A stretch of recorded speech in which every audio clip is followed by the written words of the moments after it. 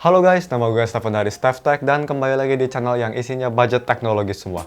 Oke guys, dan di video kali ini gue bakal ngasih tahu kalian fitur-fitur baru yang ada di Xiaomi Mi 9. Untuk disclaimer aja, ini bukan video review, jadi di video ini gue cuma mau ngejelasin perbedaan antara Xiaomi Mi 8 dengan si Xiaomi Mi 9. Apa aja sih hal yang barunya.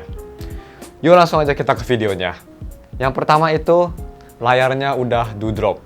Nah, jadi bisa kita lihat di sini, kan si Mi 8 itu dulu layarnya pakai notch. Sekarang tuh dia notch-nya tuh lebih kecil, yang bisa dibilang ini do-drop display. Dan juga di Xiaomi Mi 8 itu dia masih pakai Gorilla Glass 5, sedangkan di sini udah dibalut oleh Corning Gorilla Glass 6. Dan untuk si kualitas layarnya sendiri masih sama-sama AMOLED, tapi di sini gue bisa lihat di sini si AMOLED-nya tuh lebih sharp dan lebih vibrant dibanding di Xiaomi Mi 8. Oke, dan selanjutnya yang pastinya salah satu selling point HP ini yaitu si in-display fingerprint-nya.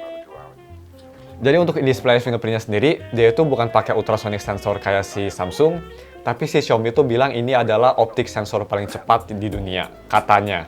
Tapi memang kalau misalnya setelah dipakai, gue ngerasain emang ini si fingerprint-nya lumayan cepat, walaupun in-display, tapi yang pastinya lebih cepat daripada Vivo V11 ataupun Vivo V15. Oke, dan yang ketiga itu dia itu pakai chipset yang paling baru yaitu Snapdragon 855. Yang pastinya improvement dari si Mi 8 yang masih pakai Snapdragon 845. Nah, jadi bisa kita lihat sendiri untuk si Antutu score sendiri sekitar 360 ribuan. Yang pastinya tuh si skornya tuh 70 ribu sampai 80 ribu lebih besar daripada si Xiaomi Mi 8 yang pakai Snapdragon 845. Jadi untuk chipsetnya sendiri katanya tuh 45% lebih cepat di CPU dan 20% lebih cepat di GPU. Tapi untuk si performance-nya sendiri karena si 845 udah powerful, jadi gue nggak terlalu ngerasain perbedaannya dengan 855. Cuma ada satu yang gue ngerasain bedanya dibanding si 845, yaitu ini tuh lebih stabil dibanding 845. Karena kalau misal gue main game kayak game-game berat kayak Honkai Impact, Shadowgun Legends, ya atau game-game berat lainnya, di 845 tuh biasanya suka ada sedikit stuttering. Tapi kalau misalnya di 855 tuh lebih stable dan overall gameplay lebih enjoyable dibanding si 845. Oke, dan langsung aja yang keempat yaitu improve speaker dan headphone quality-nya. Ini sebenarnya cuma minor improvement aja sih, kalau misalnya kalian yang bukan audiophile pasti nggak bakal ngerasa ada improvementnya. Tapi di sini gue ngerasa si speakernya tuh sedikit lebih bassy, jadi bassnya tuh lebih keluar dan sound stage-nya tuh sedikit lebih luas. Walaupun masih setup itu masih mono, belum stereo, cuma di bawah doang. Dan untuk si audio output via headphone jack sendiri, sekarang tuh sedikit lebih detail dan sedikit lebih luas sound stage-nya daripada yang sebelumnya. Mungkin gara-gara chipset yang baru, jadi si audio quality-nya juga improve.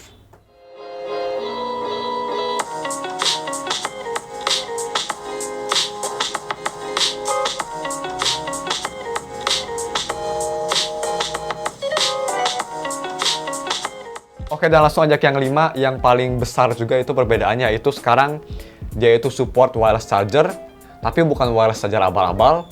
Xiaomi Mi 9 itu adalah HP pertama yang support wireless charger sampai 20 watt. Yang artinya kalau misalnya kalian punya wireless charger 20 watt, yang sekarang tuh masih sangat rare, dan kalau ada juga mahal banget.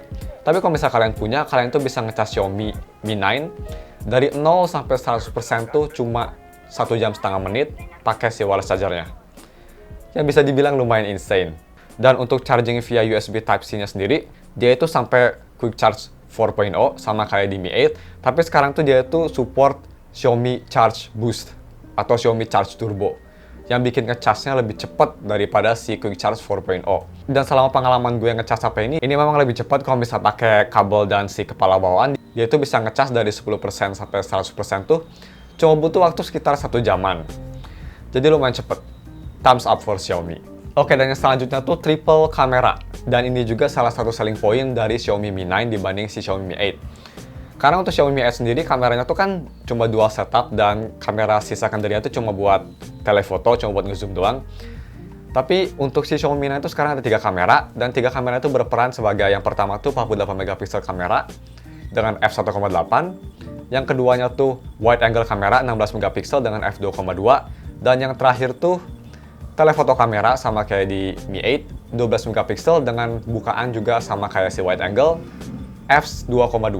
Dan menurut gue ini salah satu setup kamera terbaik, karena tiga-tiganya tuh menurut gue useful banget. Kalau misalnya kalian mau foto detail, tinggal pakai main kamera. Kalau kalian ingin foto luas, tinggal pakai wide angle. Kalau kalian mau foto ngezoom, tinggal pakai telefoto. Jadi gue suka banget sama setup kamera ini. Dan untuk si kualitas kamera sendiri, gue bisa bilang ini konsisten banget. Jadi tiga-tiganya tuh punya gambar yang konsisten, karena di beberapa HP itu kan biasanya kalau misal ganti ke telefoto atau ganti ke wide angle, si gambarnya tuh berubah jadi sedikit lebih jelek atau jadi kayak sedikit burem. Tapi di sini tuh gambarnya tuh konsisten, dan untuk si kualitas gambarnya sendiri tuh gambarnya tuh sharp, detail, dan juga punya dynamic range yang bagus. Tapi untuk lebih detailnya, ini dia sampel-sampel fotonya, jadi kalian bisa check out sendiri guys. There you go.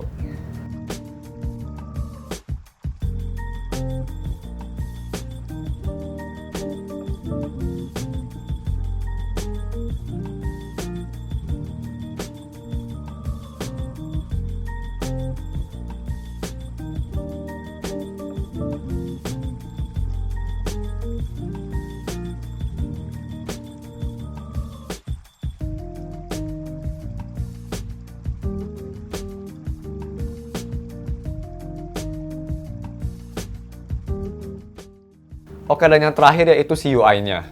Jadi untuk si UI-nya tuh ini pakai MIUI 10 berbasis Android Pie, tapi masih pakai ROM Cina. Tapi ada dua fitur yang bikin beda dari HP Xiaomi lainnya atau yang bikin beda dari Xiaomi Mi 8. Yang pertama itu Google Assistant button. Nah, jadi di sini tuh kalau misal kita pencet, kalau misal di ROM global, dia itu bakal nge-launch Google Assistant. Tapi kalau misal di ROM Cina, dia itu bakal nge-launch Xiaoyi Assistant. Jadi assistant buatan si Xiaomi. Jadi kalau misal kita pencet si Assistant button, nah, dia itu bakal keluar di sini. Tapi tenang aja guys, kalau misal di global version, kalian tuh bisa nge-customize si assistant button-nya. Oke, dan yang kedua tuh fitur yang nggak ada di HP lainnya, atau belum ada di HP lainnya, yaitu dark mode. Jadi bisa kita lihat, sekarang tuh gue udah pakai dark mode-nya. Dan personal gue suka banget sama dark mode, jadi pas si Xiaomi Mi 9 ngerilis dark mode, gue seneng banget. Tapi ya guys, untuk ngeaktifinnya gampang, tinggal ke setting, terus ke display. Nah, terus di sini ada tulisan dark mode, terus tinggal dinyalain aja. Dan buat kalian yang nanya, ini kira-kira fitur dark mode bakal ada di HP sebelumnya nggak sih? Xiaomi udah ngekonfirmasi dan katanya tuh bakal ada di HP sebelumnya. Cuma nggak tahu kapan rilisnya, cuma ngekonfirmasi aja, tapi dia nggak ngasih tahu kapan si dark mode itu rilis. Oke, dan untuk yang terakhir, yang gue ngerasa beda tuh yang pastinya dari desainnya. Desainnya tuh sekarang tuh jadi cantik banget dan original Xiaomi banget. Karena kalau misal kita tahu di Xiaomi Mi 8 tuh si desainnya tuh mirip-mirip sama HP-HP buah lainnya. Tapi kalau misalnya di Mi 9 tuh ini original banget, dan gue personal suka banget sama si rainbow effect-nya. Ini cakep banget, gue suka. Cuma ada satu keluhan yang gue rasa dari HP ini, yaitu sekarang tuh ini feelingnya nggak se-premium si Mi 8. Terutama kalau misalnya di bagian belakang, kalau misalnya kita ketok tuh, nggak tahu kenapa walaupun kacanya tuh udah dibalut sama Gorilla Glass 5, tapi si feelingnya tuh nggak sekokoh dibanding si Mi 8. Nih kalau misalnya kalian mau denger, kayak suaranya tuh kayak sedikit kosong gitu. Tapi untuk overall ini desainnya bagus banget, dan si bodinya juga slim banget karena baterainya tuh cuma 3300 mAh dan nyaman banget dipegang, walaupun si kameranya tuh bener-bener tebal banget, bisa kita lihat di sini. Si kameranya tuh tebal banget, jadi ngebuat si HP-nya sedikit ugly. Tapi selain itu, ini HP-nya cantik banget dan gue personal suka banget sama desainnya. Tapi ya guys, mungkin cuma segitu aja videonya. Mohon maaf kalau misal gue ngomongnya kecepatan atau ada fitur-fitur yang kelewat. Nanti juga gue bakal buat full reviewnya yang lebih detail, jadi stay tune. Jangan lupa like dan subs. Thanks for watching. We'll see you in the another video. Bye.